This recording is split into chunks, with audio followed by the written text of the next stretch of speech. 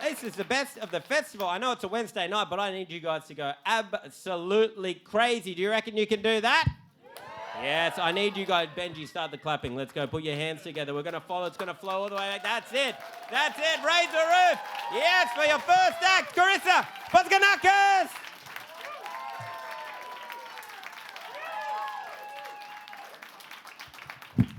Hello, guys. Lovely to see your beautiful faces. Hello.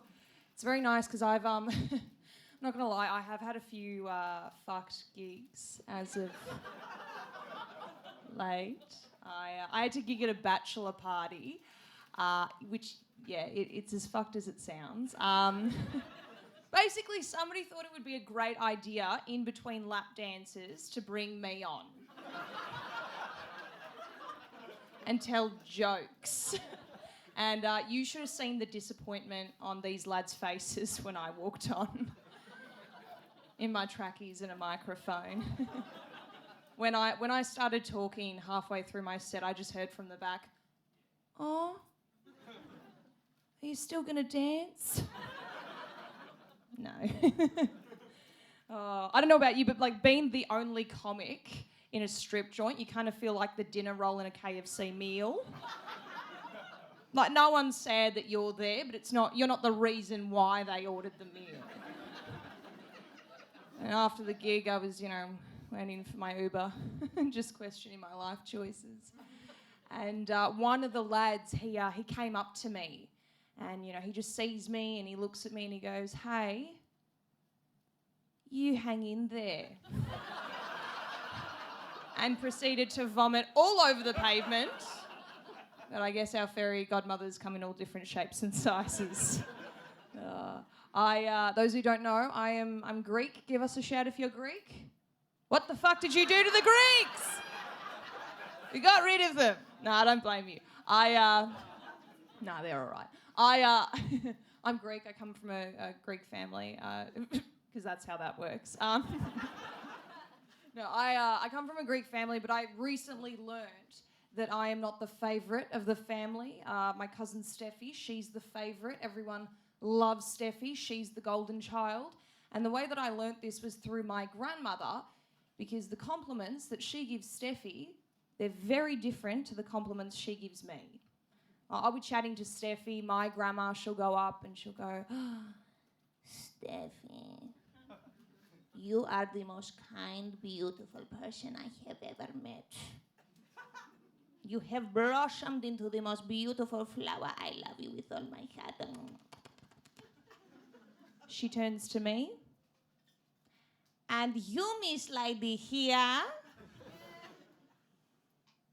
I like your pants." And she fucks off, leaving me to unpack that. I'm like, "Where's my haiku?" It's very sad. I'm one of the younger ones in my family, so a lot of my cousins, they've started having kids, which is actually quite sweet. I love the kids. But I find that like in-laws, they love to play a game of like, who does the baby look like at every family gathering. You'll always hear this. I don't know if you guys get this, but you'll always hear like, "Oh, the baby." You get the mum's side going, "Oh, the baby looks exactly like her mum." And you get the father's side going, "No, the baby looks exactly like her father, looks exactly like her dad." And they'll always ask me, they'll go, "Oh, Charisa, who do you think the baby looks like?" But I'm not that invested, so I just chuck in a random. I'll say Brett from finance and then walk off. Just get that rumour mill churning. But it's funny because even I find at that age, gender, even with babies, it's such a specific thing. The way you compliment, a little boy is different to the way you compliment a little girl. Because if a little boy smiles at you, all the relatives are like, "Oh, he is such a little flirt, isn't he?" But you don't really say that about baby girls ever. No one's ever like, "Oh, little Delilah, she's an absolute cock tease, that one. Little Miss Blue Balls. Fight off the dick with that one." No, I'm not allowed anymore.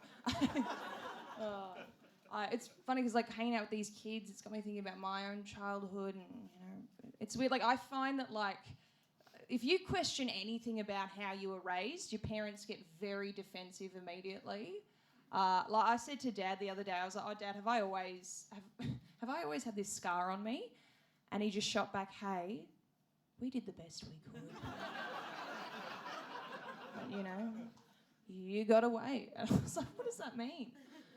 Oh God, I had something really awkward happen to me recently. I had an ex reach out, which was a bit of a shock. An ex-boyfriend of mine, because it did not end well. And he sent one of those like really embarrassing, demoralising "you up" messages. He texted me, "You up." She's like, I'm with your sister. And then he sent a follow-up message that said, "Ooh, sorry, that wasn't meant for you." But it's all good. I'm fine. It's just an honour to be nominated. It's fun. No, but I'm like 24. I'm 24 now. Oh my God, freeze your eggs. And no, I've got time. But I'm like none of my friends really are getting married yet. It's a lot of, you know, it's just like the ones from the burbs. Like, ooh, another wedding invitation from Mudgee. What a surprise. I guess playing with sticks got old. But you always like... I love someone like clapped over there like, "Yes, that's true, sticks were a thing." But no, I was at a wedding recently with my family, and it was interesting because we hadn't yet met the groom. We only knew the bride, and we only knew two things about the groom, that he is an accountant and he likes taxidermy. So I couldn't wait to meet him. And when I met him, he was like a real lad, like, you know, just like such a lad, like loves a good Joe Rogan podcast, thinks everything's a conspiracy. Like he was just walking around like, you know, the wedding just going, "Oh, you know, the moon landing, I don't know." Like, what does that mean, Brent? Anyway, but the bride, Sarah, she kept asking us, she was like, "Oh, what do you guys think of Brent?" And my aunt, who cannot lie, just goes, "Well, it's too late to ask that. You should have asked us months ago." She asked me what I thought of him. I just turned into my grandma. I was like, "Oh, I like his pants." Anyway, guys, I've got a show on the 1st and 2nd of May. If you want to come down, it's here at the Factory Theatre. Otherwise, have a good night. Thank you. Mwah! Charisa Bossinakis!